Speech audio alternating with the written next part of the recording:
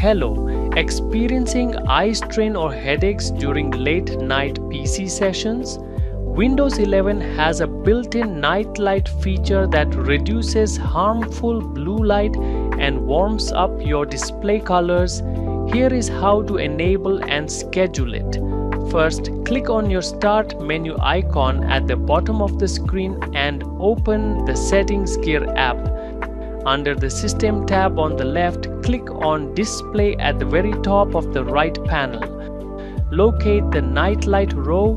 To turn it on immediately, click the main toggle switch to on. To adjust the color warmth to your liking, click directly on the night light row to open its detailed menu.